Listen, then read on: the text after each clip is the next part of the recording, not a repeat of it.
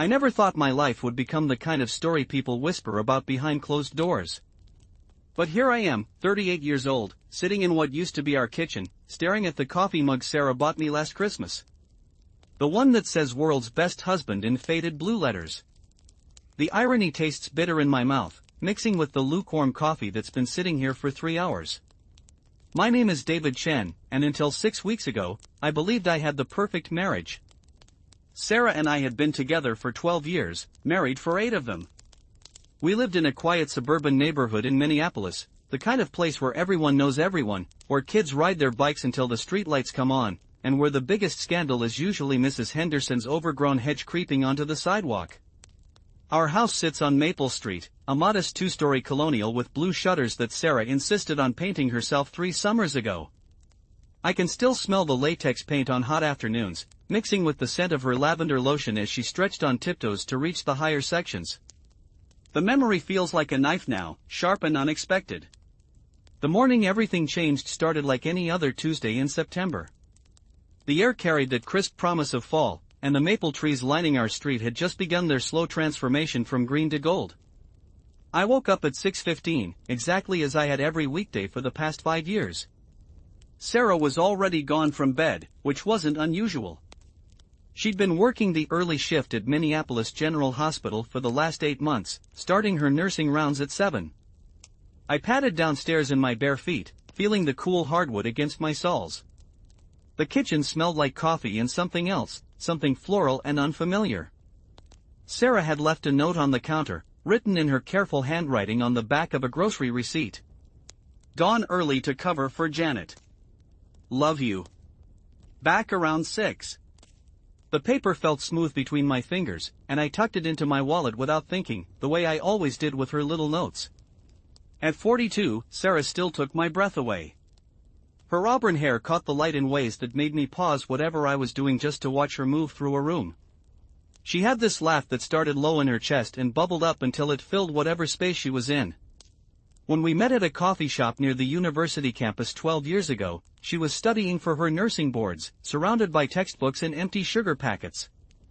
I was working on my laptop at the next table, trying to debug code for a small software company, when she asked if I had a pen. That pen led to coffee, coffee led to dinner, and dinner led to the life I thought I knew. I showered and dressed for work, pulling on the navy suit Sarah had picked out for me last month. She always said it brought out my eyes. The fabric felt familiar against my skin, comfortable in the way that good clothes do when they've been worn just enough times. I grabbed my briefcase and walked out to my car, a silver Honda that needed washing but somehow never made it to the top of my weekend priorities. The drive to work took me past the Hendersons' house, where Tom Henderson was already out watering his prize-winning roses. He waved, and I waved back, not knowing that in a few hours, Tom would be the one to shatter everything I believed about my life. The morning air rushing through my slightly open window carried the scent of fresh-cut grass and something else, something I couldn't place, but that made me think of Sarah. I worked as a systems analyst for a mid-sized insurance company downtown. The office occupied 3 floors of a glass building that caught the morning sun and turned it into patterns on the carpet. My cubicle sat near a window, and I could see the skyline of Minneapolis stretching out in all directions. The work was steady, predictable, the kind of job that paid the bills and left me with enough energy to come home and be present for Sarah. That Tuesday felt exactly like every other Tuesday. I attended a 10 o'clock meeting about database upgrades, ate lunch at my desk while reviewing error reports, and spent the afternoon testing new software patches. My colleague Jennifer stopped by around 3 to ask about my weekend plans, and I told her what I always told her: dinner with Sarah, maybe a movie, probably some yard work if the weather held. The first sign that something was different came at 4:30, when my phone buzzed with a text message. Sarah never texted during her shifts unless something was wrong. The hospital had strict policies about personal phone use, and she took those rules seriously. I picked up my phone expecting to see her name, but the message was from Tom Henderson. Can you stop by when you get home? Need to talk. Important. Tom and I weren't close friends, but we were good neighbors. He'd helped me install a new mailbox last spring, and I'd lent him my ladder when he cleaned his gutters in August. His message felt strange, formal in a way that didn't match our usual interactions. I typed back that I'd be home around 5:30 and could stop by then. The rest of the afternoon crawled by with the particular slowness that comes when you're waiting for something without knowing what you're waiting for. I found myself checking the clock every few minutes, unable to focus on the spreadsheet open on my computer screen. The numbers blurred together, and I had to keep starting over with the same calculation. I left work at exactly 5:15, earlier than usual, and drove home through streets that felt somehow different, as though the familiar landmarks had shifted slightly while I wasn't looking. The stop signs seemed redder, the crosswalks wider, everything sharper and more defined than it had been that morning. Sarah's car wasn't in our driveway when I pulled in, which surprised me. She'd said she'd be home around 6, but she almost always beat me by at least a few minutes. Our garage door opener had been broken for 3 weeks, so both our cars sat in the driveway, and the absence of her blue Toyota felt like a missing tooth. I walked across the street to Tom's house, my footsteps echoing against the quiet afternoon air. Tom answered the door before I could knock, as though he'd been watching for me. He looked older than I remembered, more worn around the edges, and his usually perfect gray hair was mussed. He wore a flannel shirt that looked like he'd slept in it, and his eyes wouldn't quite meet mine. Tom invited me in, and I followed him to his living room, a space I'd only been in once before, during a neighborhood barbecue 2 years ago. The room smelled like coffee and something else, something stale and uncomfortable. Heavy curtains blocked most of the late afternoon light, leaving everything in a kind of gray twilight. Tom's wife Margaret had moved to a nursing home 6 months ago, and the house felt hollow without her presence. He gestured for me to sit on the couch, but he remained standing, pacing back and forth in front of the window. The silence stretched between us until it became uncomfortable, filled only with the ticking of an old clock on the mantelpiece and the distant sound of someone mowing their lawn. Finally, Tom stopped pacing and turned to face me. "David," he said, and his voice sounded like gravel. "There's something you need to know. Something I should have told you months ago, but I kept hoping it would stop, that it would work itself out somehow." The words hung in the air between us, and I felt something cold settle in my stomach. I asked him what he meant, but even as the question left my mouth, part of me already knew I didn't want to hear the answer. Tom walked over to the window and pushed aside one of the heavy curtains. He pointed toward his backyard, toward the fence that separated his property from the house behind his. The Kowalski's house, where Jake Kowalski lived alone since his divorce 2 years ago. "I've been watching," Tom said quietly. "I didn't mean to at first, but once I saw, I couldn't look away. Every Tuesday and Thursday, sometimes Saturdays too. When you're at work." The cold feeling in my stomach spread outward, reaching my fingers and toes. I stood up and walked to the window, looking out at Tom's perfectly manicured backyard. The fence was about 6 feet high, made of white vinyl that Sarah and I had helped Tom install last summer.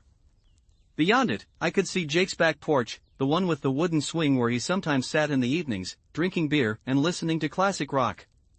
Tom's voice came from behind me, soft and careful. "She parks her car 3 blocks away, on Elm Street. Then she comes through the backyard, through that loose board in the fence. Jake replaced one of the boards last month, but he did it wrong on purpose. It slides aside like a door." I watched the fence as Tom spoke, looking for the secret entrance I'd never noticed. There, about halfway down, one of the boards looked slightly different from the others. Newer, cleaner, with scratches at the bottom where it had been moved repeatedly. Tom continued talking, his words falling on me like stones. "I've seen them together, David. In his backyard, on his porch, through his kitchen window when the blinds are open. She spends hours there. 3, 4 hours sometimes. They look comfortable together, like they've been doing this for a long time." I turned away from the window, unable to look at that fence anymore. Tom was watching me with something that looked like pity in his eyes, and that made everything worse. I asked him how long he'd known, and he said since early spring, since around the time Margaret went into the nursing home. 6 months. Sarah had been living this double life for 6 months, and I'd noticed nothing. No changes in her behavior, no unexplained absences, no suspicious phone calls. She'd been exactly the same Sarah she'd always been, warm and loving and present. Every morning she'd kissed me goodbye, every evening she'd asked about my day, every night she'd curled up against me in bed as though nothing in the world was wrong. Tom offered me a glass of water, but I declined. My mouth felt dry, but I couldn't imagine swallowing anything. I asked him if he was sure, if maybe he'd misunderstood what he was seeing. He walked over to a side table and picked up a small digital camera, the kind serious photographers use for bird watching. I took pictures, he said, and his voice was barely above a whisper. I'm sorry, David. I took pictures because I thought maybe you wouldn't believe me, and you deserve to know the truth. He handed me the camera, and I held it for a long time without looking at the screen. The plastic felt cold against my palms, and I could hear my heart beating in my ears. Finally, I pressed the review button, and Sarah's face appeared on the small screen. She was sitting on Jake's back porch, in the wooden swing I'd seen 100 times from our own yard. But she wasn't alone. Jake sat beside her, his arm around her shoulders, and she was laughing at something he'd said. Her head was tilted back, her auburn hair catching the sunlight, and she looked happier than I'd seen her look in months. Maybe years. I clicked to the next picture, and the next. Sarah and Jake gardening together in his backyard. Sarah and Jake sitting at his kitchen table, sharing what looked like breakfast. Sarah and Jake kissing by his back door, her hands tangled in his dark hair, their bodies pressed together like teenagers. In one picture, Sarah wore the yellow sundress I'd bought her for our anniversary last year. In another, she wore the blue jeans and white t-shirt she'd had on when she left for work that very morning. The timestamps on the photos showed dates and times spanning several months, a catalog of deception that made my hands shake. I gave the camera back to Tom and sat down heavily on his couch. The cushions were soft and worn, and they seemed to swallow me up. Tom sat down across from me, his face full of concern and regret. He said he was sorry over and over, said he'd wrestled with whether to tell me, said he'd hoped it would end on its own. But it's getting more serious, he said finally. Last week I saw Jake looking at engagement rings on his computer. His office window faces my kitchen, and I could see the website over his shoulder. He was bookmarking pages, printing things out. The words hit me like a physical blow. Engagement rings. Jake was planning to propose to my wife, and apparently, based on what I'd seen in those pictures, she might say yes. I thanked Tom for telling me, though the words felt hollow and strange in my mouth. I walked back across the street to our house, to the blue shutters Sarah had painted, to the front door with the wreath she'd bought at a craft fair last autumn. Everything looked exactly the same, but nothing would ever be the same again. Inside, the house felt different too. The familiar smells of home, Sarah's perfume lingered in the entryway, the scent of the vanilla candles she loved burning throughout the house, suddenly seemed foreign and false. I stood in our living room, looking at the pictures on the mantelpiece. Our wedding photo, taken 8 years ago in Sarah's childhood church in Wisconsin.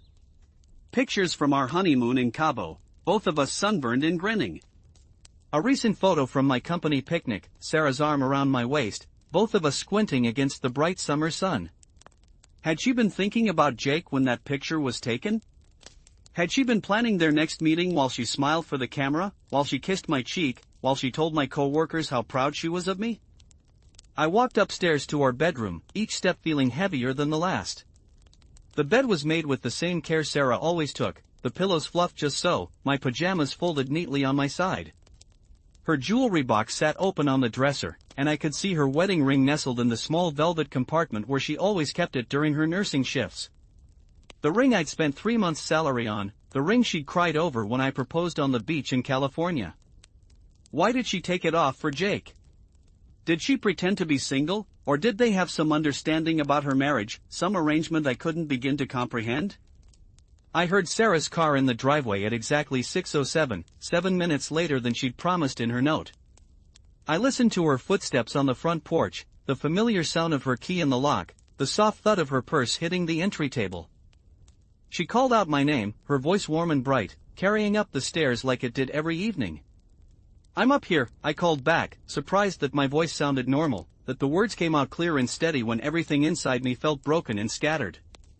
She bounded up the stairs, taking them 2 at a time like she always did when she was happy, when she'd had a good day and couldn't wait to share it with me.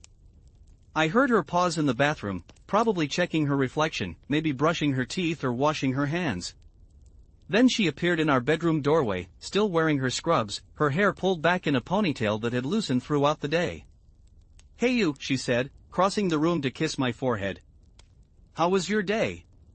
It was such a normal question, such an everyday moment, that for a second I almost forgot what I'd learned.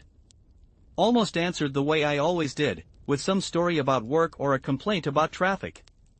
But then I looked at her face, really looked at it, and I could see something different there. A glow, maybe, or a contentment I'd been missing for months without realizing it. "It was fine," I said finally. "How was yours?" Sarah sat on the edge of the bed to take off her sneakers, and I watched her profile as she bent forward. She looked tired but satisfied, the way she always looked after a good shift at the hospital. But now I wondered if that satisfaction came from helping patients or from spending the afternoon with Jake Kowalski. "Oh, you know," she said, pulling off her socks and wiggling her toes. "Same old routine." We had a busy morning, but things slowed down after lunch. Janet called in sick again, so I picked up some of her patients. Nothing too dramatic though. She was lying so easily, so naturally, that it took my breath away. No hesitation, no tells, no sign that she'd spent the day doing anything other than exactly what she claimed. How long had she been this good at deception? Had she always been capable of this level of duplicity, and I'd simply never given her reason to use it before? Sarah stood up and stretched, her arms reaching toward the ceiling, her back arching slightly. "I want to shower and change," she said. "Are you thinking about dinner? I could make that pasta you like, or we could order something. I'm not really in the mood to cook." The mundane domesticity of the conversation felt surreal. Here we were, talking about dinner plans while my entire world crumbled around me. I told her pasta sounded good, and she smiled and kissed my forehead again before heading toward the bathroom. I listened to the shower running, the sound of Sarah humming off-key the way she always did when she was happy. Steam began seeping out from under the bathroom door, carrying the scent of her vanilla body wash. For 8 years, I'd associated that smell with home, with comfort, with love. Now it just smelled like lies. While she showered, I went downstairs and started making the pasta, going through the motions automatically. Boiling water, measuring noodles, heating the sauce she liked. My hands moved without conscious direction while my mind tried to process everything I'd learned. Sarah appeared in the kitchen 20 minutes later, wearing yoga pants and one of my old college t-shirts, her damp hair loose around her shoulders. She looked beautiful and relaxed and completely at ease, and I hated that I could still think she was beautiful even now. She moved around the kitchen with her usual efficiency, setting the table, pouring wine for both of us, asking about my day in more detail. I found myself answering her questions, participating in our normal dinner conversation, even laughing at one of her stories about a difficult patient. It was as though I was watching myself from outside my body, observing this performance of normalcy while inside I felt nothing but numbness. After dinner, we settled on the couch to watch television, Sarah curled up against my side the way she had for years. Her head rested on my shoulder, and I could feel the warmth of her body through the thin fabric of my t-shirt. She commented on the show we were watching, made jokes during the commercials, played with the buttons on my shirt in the absent-minded way that usually made me feel cherished. Tonight, her touch felt like betrayal. Every casual caress, every unconscious gesture of intimacy, reminded me that she gave the same touches to Jake. Maybe better touches, more passionate ones, touches saved for when she thought no one was watching. Around 10 o'clock, Sarah said she was tired and headed upstairs to bed. I told her I'd be up in a few minutes, that I wanted to finish watching the news. She kissed the top of my head and padded upstairs in her bare feet, and I heard the familiar sounds of her nighttime routine. Running water, brushing teeth, the soft thud of the laundry hamper closing. I sat alone in our living room, staring at the television without seeing it. The news anchors talked about traffic accidents and city council meetings, their voices washing over me without meaning. I thought about Tom Henderson's photographs, about Jake Kowalski's engagement ring research, about the secret door in the fence that had been there all summer without my knowledge. When I finally went upstairs, Sarah was already asleep, lying on her side with one hand tucked under her pillow. The moonlight coming through our bedroom window cast her face in soft shadows, and she looked peaceful and innocent, like the woman I'd fallen in love with 12 years ago. I stood in the doorway for a long time, watching her breathe, trying to reconcile this sleeping figure with the woman in Tom's photographs. I brushed my teeth and changed into pajamas, moving quietly to avoid waking her. But when I climbed into bed, Sarah stirred and rolled toward me, draping her arm across my chest in the same unconscious gesture she'd made thousands of times before. "I love you," she murmured against my shoulder, her voice thick with sleep. Her breath was warm against my skin, and she pressed a soft kiss to my collarbone before settling back into sleep. I lay awake for hours, staring at the ceiling while Sarah slept peacefully beside me. Every few minutes she'd shift or make a small sound, and I'd tense up, afraid she was waking up, afraid she'd somehow see the knowledge in my eyes even in the darkness. By morning, I'd made a decision. I couldn't confront Sarah, not yet. I needed to understand the full scope of what was happening, needed to see for myself what Tom had been watching from his window. So I did something I'd never imagined myself capable of doing. I called in sick to work.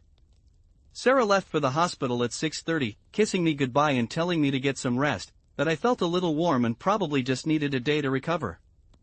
Her concern seemed genuine, and she even offered to stop at the pharmacy on her way home to pick up some cold medicine.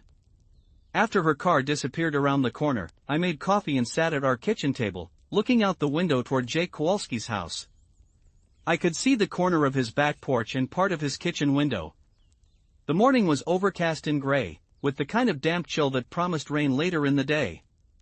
At 8:15, Jake's back door opened, and he stepped outside carrying a cup of coffee. He was taller than me, with dark hair and the kind of build that suggested he spent time at the gym. He wore jeans and a flannel shirt, and he moved with the easy confidence of someone who was comfortable in his own skin. Jake sat down on his porch swing, the same swing where I'd seen Sarah in the photographs. He pulled out his phone and seemed to be texting someone, pausing occasionally to sip his coffee or look around his backyard. After about 10 minutes, he stood up and walked toward the fence that separated his yard from Tom Henderson's property. I watched as Jake approached the section of fence Tom had pointed out to me. He looked around carefully, then reached down and slid one of the boards aside, just as Tom had described. The gap was just wide enough for a person to slip through, and Jake propped the loose board against the fence to keep the opening clear. Then he returned to his porch swing and waited. At 9:45, I saw movement in Tom's backyard. Sarah appeared at the fence opening, wearing jeans and a red sweater I'd never seen before. She looked around cautiously before slipping through the gap, then carefully repositioned the loose board behind her. Jake stood up when he saw her, and even from a distance, I could see his face light up. Sarah ran across his backyard toward him, and when she reached the porch, he caught her in his arms and spun her around. She threw her head back and laughed, the same laugh that had made me fall in love with her all those years ago. They kissed then, a long, passionate kiss that made my chest feel tight and hot. When they broke apart, Jake cupped her face in his hands and said something that made her smile. Then he took her hand and led her inside his house. I sat at my kitchen table for the next 3 hours, occasionally catching glimpses of them through Jake's windows. Sometimes they were in his kitchen, cooking something together or sharing a meal. Sometimes they disappeared entirely, presumably into rooms I couldn't see from my vantage point. The ordinariness of it all was somehow worse than if I'd witnessed something obviously scandalous. They looked like a couple, comfortable and familiar with each other, sharing the kind of domestic intimacy I thought Sarah reserved for me. At 12:30, Sarah appeared on Jake's back porch again. She was wearing different clothes now, a blue blouse and black pants that looked like her work clothes. Jake followed her outside, and they stood together by his back door, talking quietly. He handed her a small bag that looked like it might contain lunch, and she stood on her tiptoes to kiss him goodbye. Sarah slipped back through the fence opening at 12:45, and Jake carefully repositioned the loose board. By 1 o'clock, she was gone, presumably returning to wherever she'd parked her car. That evening, Sarah came home at exactly 6 o'clock, carrying takeout from our favorite Thai restaurant. She said she'd been thinking about me all day, hoping I was feeling better, and had decided to bring home dinner so I wouldn't have to cook. She asked about my symptoms, felt my forehead for fever, and suggested I take a hot bath after dinner. Her tenderness felt like poison. Every caring gesture, every expression of love, now seemed calculated and false. But the terrible thing was that it didn't feel false. Sarah's concern seemed genuine, her affection real. It was as though she had genuinely divided herself into two people, the wife who loved me and worried about my cold symptoms, and the woman who spent hours in another man's arms. Over the next 2 weeks, I called in sick 3 more times, always on Tuesdays or Thursdays. Each time, I watched the same routine unfold. Sarah would slip through the fence at the same time, spend 3 to 4 hours at Jake's house, then return home to me with no sign that she'd been anywhere but work. I began to notice small things I'd missed before. The way Sarah's phone was always face down on the counter, when it used to lie screen up. The way she'd started taking longer showers after work, as though she needed to wash something away. The way she'd begun buying new clothes, little things like the red sweater and blue blouse I'd seen her wear to Jake's house, clothes that never appeared in our shared closet. But I also noticed that she seemed happier than she'd been in months. Sarah hummed while doing laundry, laughed more easily at my jokes, initiated intimacy more often than she had in recent memory. It was as though her secret relationship was energizing her, making her a better version of herself in all areas of her life. The realization that I was benefiting from my wife's affair made me feel sick. Every loving gesture, every passionate moment we shared, was enhanced by whatever Sarah was getting from Jake. I was living off the emotional overflow of her infidelity, and the knowledge felt like acid in my veins. 3 weeks after Tom first showed me those photographs, I decided I needed to see more. The glimpses I caught from our kitchen window weren't enough. I needed to understand the depth of Sarah's betrayal, needed to see exactly what I was competing with. On a Thursday morning in October, after Sarah left for what she claimed was an early shift, I waited until I saw her slip through the fence into Jake's backyard. Then I quietly left our house through the front door and walked around the block, approaching Jake's property from the street behind his house. The Kowalski's house was set back from the road, with a long driveway bordered by tall pine trees that provided good cover. I found a position behind one of the larger trees where I could see Jake's kitchen window clearly. The October air was crisp and sharp, carrying the scent of burning leaves and the promise of winter. What I saw through that window changed everything I thought I knew about Sarah's affair. She wasn't just having sex with Jake Kowalski.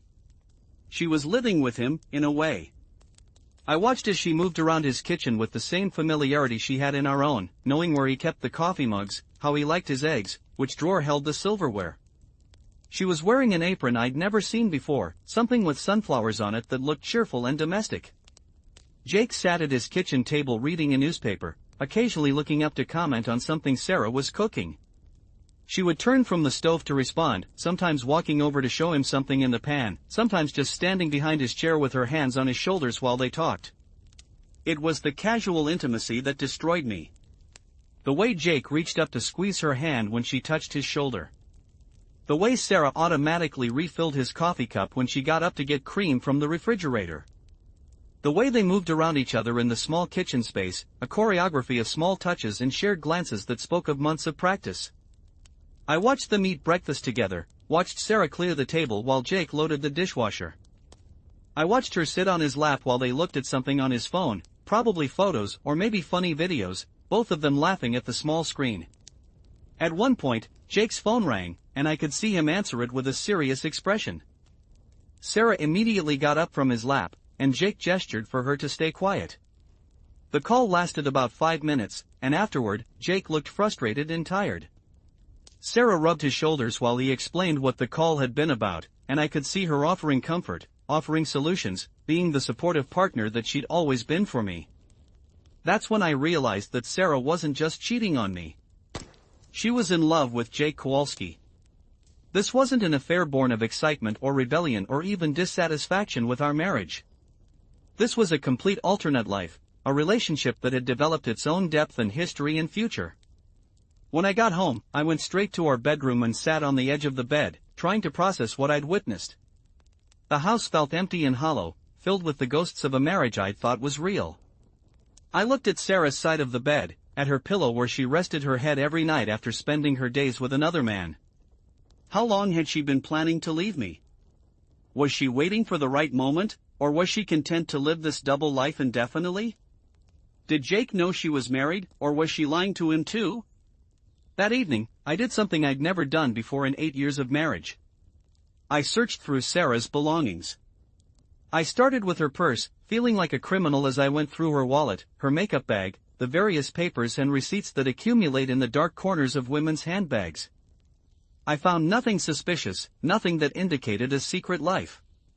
Her credit cards, her driver's license, her insurance cards, all proclaimed her to be Sarah Chan, married resident of Maple Street.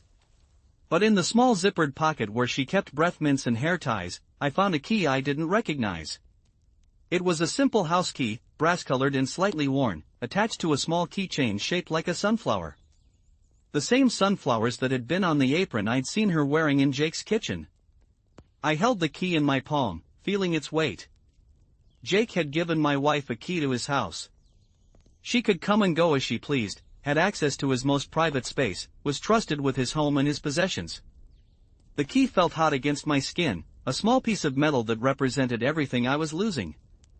I put the key back exactly where I'd found it and continued my search. In Sarah's jewelry box, behind the earrings she never wore, I found a small folded piece of paper. It was a note written in Jake's handwriting, the letters slightly slanted and confident. The paper was soft from being folded and unfolded many times. The note said, "S. Thinking about you during this boring meeting. Can't wait to see you Thursday. You make everything better. J." The date on the note was from 2 weeks ago, a Thursday when Sarah had supposedly worked a double shift. She'd come home exhausted that evening, complaining about how busy the hospital had been, how she'd barely had time to eat lunch. I'd made her a hot bath and ordered pizza, feeling like a supportive husband while she recovered from her demanding day. Now I knew she'd spent that day with Jake, receiving notes that told her she made everything better, being someone's source of joy and comfort and anticipation. While I'd been proud of myself for taking care of her, she'd been treasuring written proof of another man's love. I found 2 more notes hidden in different places throughout our bedroom. One tucked inside a book on her nightstand, another in the pocket of a robe she rarely wore. All in Jake's handwriting, all expressing affection and longing and plans for future meetings. The most recent one mentioned Christmas, something about spending the holidays somewhere warm, just the 2 of them. Christmas was still 2 months away, but apparently Sarah and Jake were already making plans that didn't include me. Were they planning to run away together? Was Sarah going to leave me between now and then, or was she planning to disappear during what was supposed to be our first Christmas as a family in our new house? That night, I lay in bed listening to Sarah's breathing, studying her face in the dim light that filtered through our curtains. She looked peaceful and content, the way people look when they've organized their lives exactly as they want them. There was no guilt in her expression, no sign of internal conflict or moral struggle. She'd found a way to have everything she wanted, and it worked perfectly as long as I remained ignorant. Sarah got the security and companionship of our marriage, plus the passion and excitement of her relationship with Jake. She got 2 men who loved her, 2 lives that fulfilled different needs, 2 sources of attention and affection and care. The only person who wasn't getting what he wanted was me. I was getting a fraction of my wife, the leftover pieces of her attention and energy after she'd given the best parts of herself to someone else. I was married to a woman who was planning her future with another man, and I was so completely excluded from that future that she didn't even consider it worth mentioning. The breaking point came on a Saturday in late October.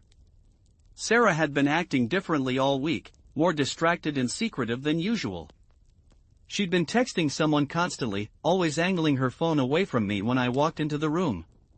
On Friday evening, she'd announced that she was going shopping with her sister Emily on Saturday, something about looking for a new winter coat. Emily lived in Chicago and rarely visited Minneapolis. When she did come to town, it was usually for holidays or special occasions, and she always stayed with us. Sarah hadn't mentioned that Emily was visiting, which seemed odd, but I'd learned to question nothing, to accept every explanation at face value. Saturday morning, Sarah left the house at 10 o'clock, dressed nicely in dark jeans and a cream-colored sweater I'd bought her for her birthday. She kissed me goodbye and said she'd probably be gone most of the day, that Emily wanted to make a real shopping trip of it, maybe catch up over a long lunch. An hour after she left, I called Emily's house in Chicago. Her husband Mark answered, sounding harried and tired.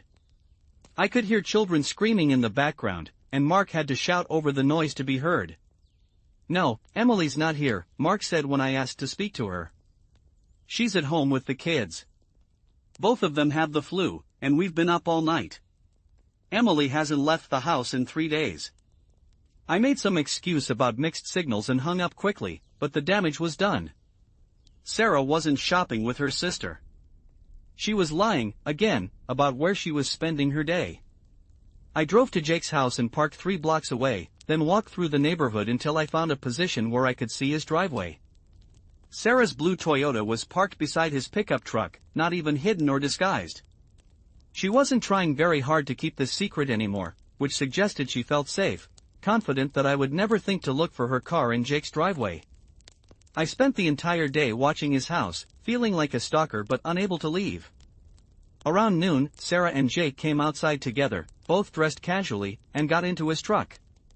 I followed them at a distance, feeling sick about what I was doing but unable to stop myself. They drove to a home improvement store on the outskirts of town. I watched from across the parking lot as they walked inside together, Sarah's arm linked through Jake's, both of them laughing about something as they entered the store. They looked like any other couple running weekend errands, comfortable and happy and completely natural together. An hour later, they emerged with a shopping cart full of bags and what looked like paint cans. Jake loaded everything into his truck while Sarah organized the smaller items, and they seemed to be discussing some kind of project, some plan that required supplies and coordination. I followed them back to Jake's house and watched them unload the truck. Jake carried the heavier items while Sarah handled the bags, and they worked together with the efficiency of people who'd done this kind of thing many times before. Whatever project they were planning, it was clearly something they discussed extensively, something they were both excited about. That evening, Sarah came home at 7 o'clock, carrying shopping bags from 3 different stores. She seemed energized and happy, full of stories about her day with Emily, complete descriptions of the stores they'd visited and the things they'd looked at. She showed me a new scarf she'd bought, a pair of earrings Emily had helped her pick out, and a book she'd found at a shop downtown. The lies came so easily, so naturally, that I was almost impressed. Sarah had constructed an entire fictional day, complete with props and supporting details, all to cover the fact that she'd spent 8 hours with Jake Kowalski planning some kind of home improvement project. The casual cruelty of it took my breath away. After dinner, Sarah curled up beside me on the couch to watch a movie, wearing the soft pajama pants that meant she was planning to go to bed early. She seemed more relaxed than she'd been in weeks, the way people look when they've accomplished something important.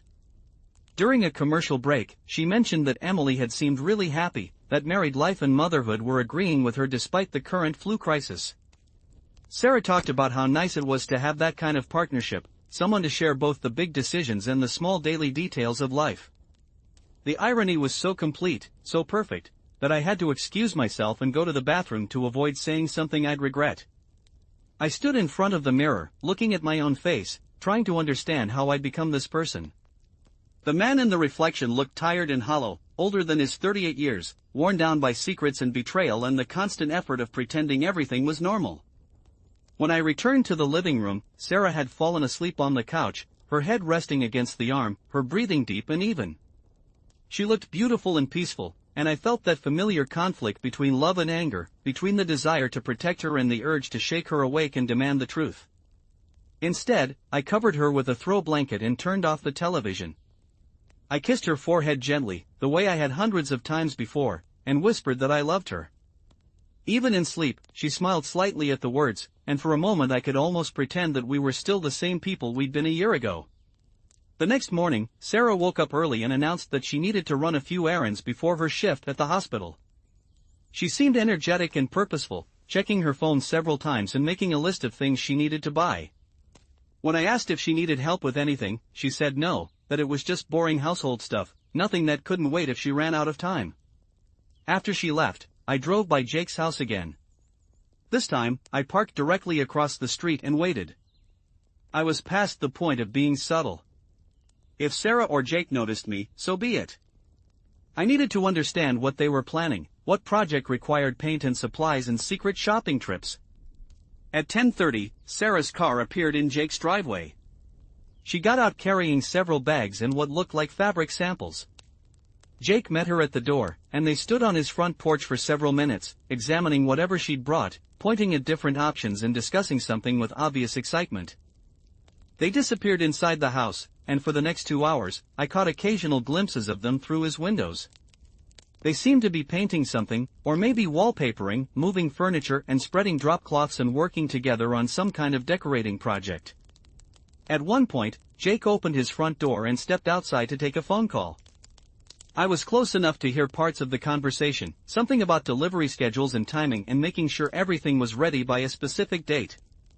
He sounded like someone coordinating a surprise, managing multiple moving pieces to achieve some goal. When the call ended, Jake went back inside, and I could see him talking animatedly to Sarah about whatever he discussed. She nodded and seemed pleased, and they embraced in a way that suggested they were celebrating something, some milestone or achievement or successful plan.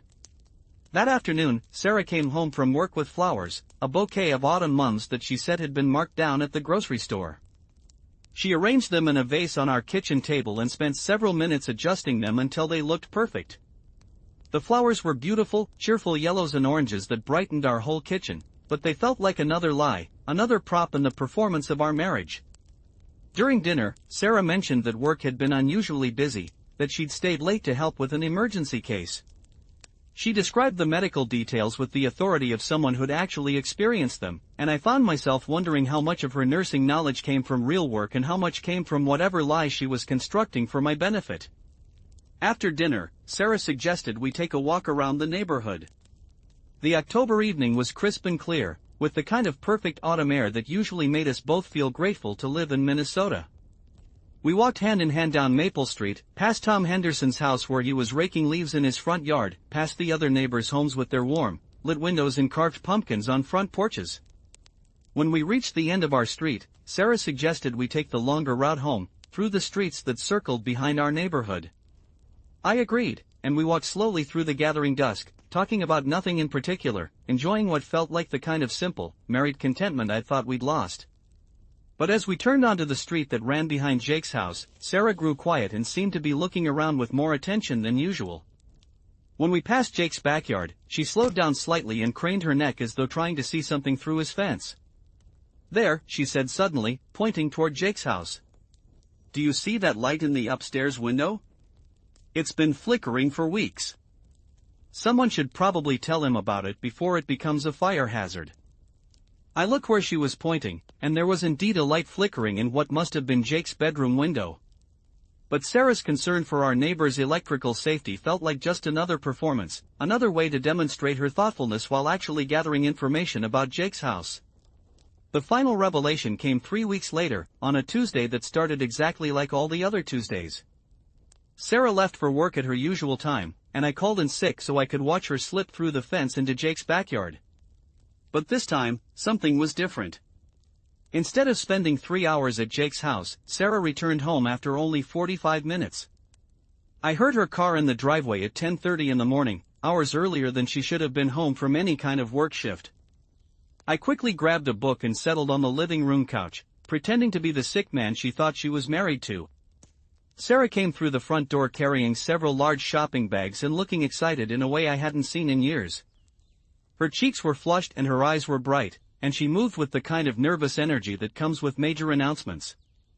"Hi honey," she said, dropping the bags by the stairs and coming over to feel my forehead. "How are you feeling? I brought some things that might help." From the shopping bags, she pulled out containers of homemade soup, the kind sold at the deli counter of our expensive grocery store. There was also orange juice, fancy crackers, and a selection of herbal teas that were supposed to be good for cold symptoms. It was exactly the kind of thoughtful care package a loving wife would bring to her sick husband. But I knew Sarah hadn't been shopping. I'd seen her go into Jake's house less than an hour ago, and these bags were too organized, too perfectly assembled, to be the result of a quick shopping trip. Someone had prepared this care package in advance, someone who knew Sarah would need props for her performance.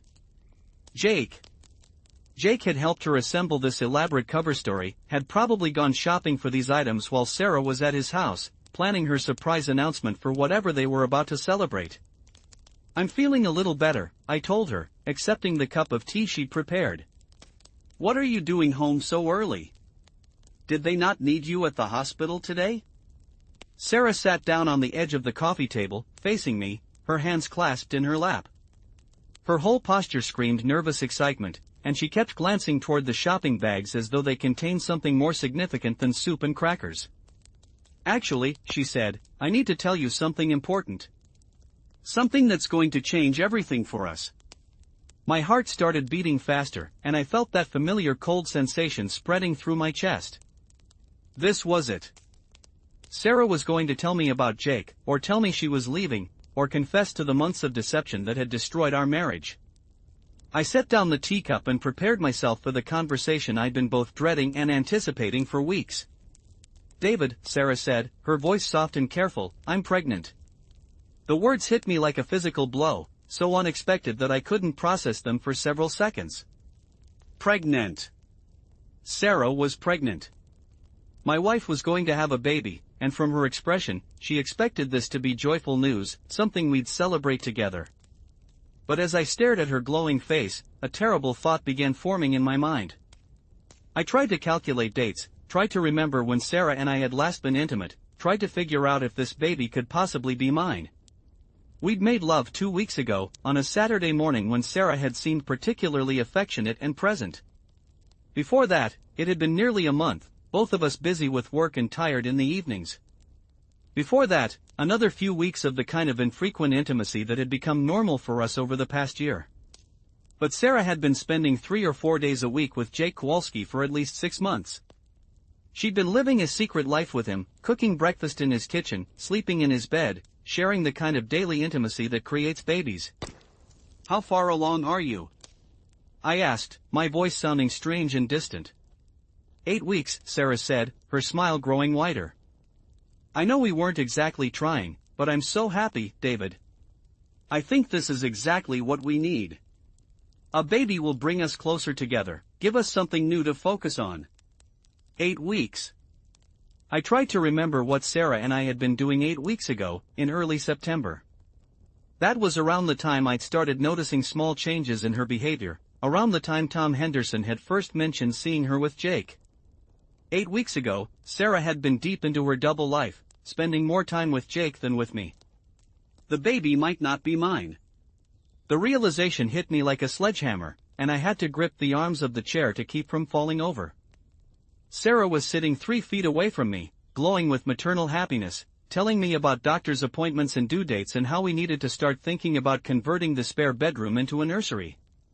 But this baby, this child she wanted me to celebrate and plan for and love unconditionally, might belong to Jake Kowalski.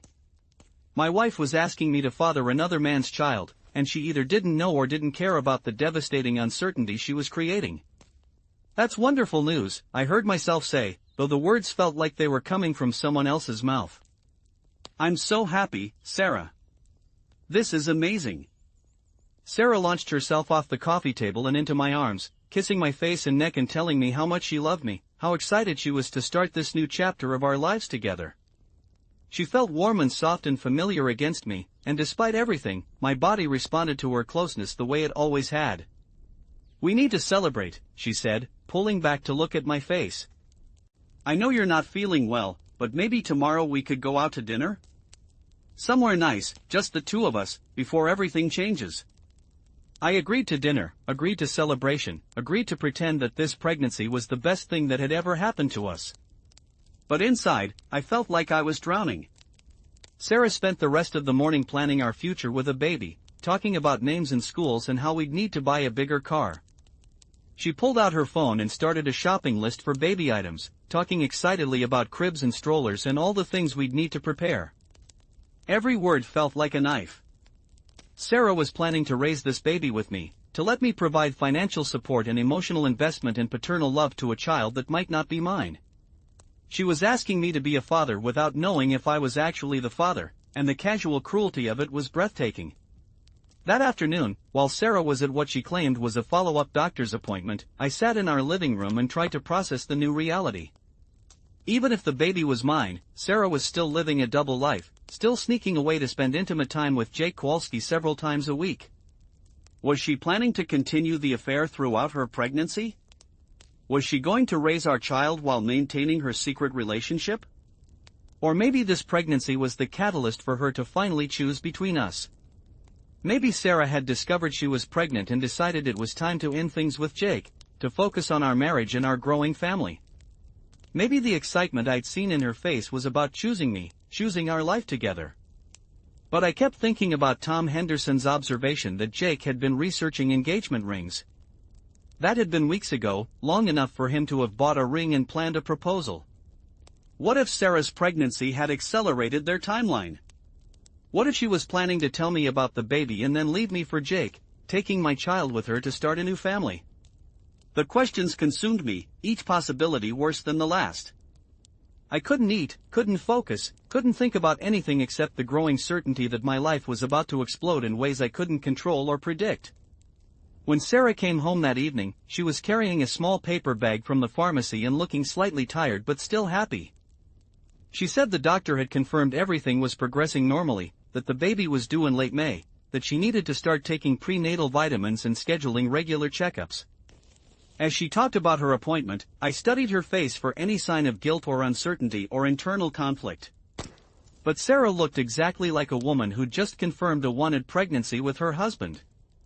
There was no hesitation in her voice, no suggestion that this baby's paternity was anything other than certain. Either Sarah genuinely believed the baby was mine, or she was the most accomplished liar I'd ever met. Given everything I'd learned about her capacity for deception over the past 2 months, either option seemed equally possible. That night, I lay awake planning how to get a paternity test. The baby wouldn't be born for 7 more months, but there were tests that could be done during pregnancy, ways to determine paternity from a small sample of Sarah's blood. The knowledge felt like both salvation and damnation, the key to questions I wasn't sure I wanted answered. If the baby was mine, I'd know that at least Sarah's affair hadn't created this ultimate betrayal. But I'd still be married to a woman who was living a double life, still facing the decision of whether to confront her about Jake or continue pretending ignorance while she divided herself between 2 men. If the baby wasn't mine, everything would be over. I'd have to leave Sarah, divorce her, start my life over at 38 with nothing but the smoking remains of a marriage I thought was real. Sarah would go to Jake, probably, and they'd raise the baby together while I became a cautionary tale about husbands who don't pay enough attention to their wives. The next morning, Sarah woke up with morning sickness for the first time. I held her hair back while she was sick in our bathroom, brought her saltine crackers and ginger ale, helped her back to bed when the nausea passed. Taking care of her felt automatic, natural, the response of someone who'd loved this woman for 12 years. But as I watched her sleep afterward, one hand unconsciously resting on her still flat stomach, I felt like I was caring for a stranger. The Sarah I'd married would never have carried another man's child and asked me to father it. The Sarah I'd married would never have maintained an elaborate double life for months without showing any sign of guilt or remorse.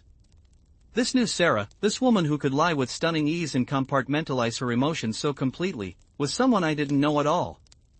And I didn't know if I could love someone I didn't know, didn't trust, didn't understand. Over the next week, I watched Sarah settle into pregnancy with the same efficiency she brought to everything else in her life. She scheduled doctor's appointments, researched pregnancy books, started tracking her symptoms in a journal.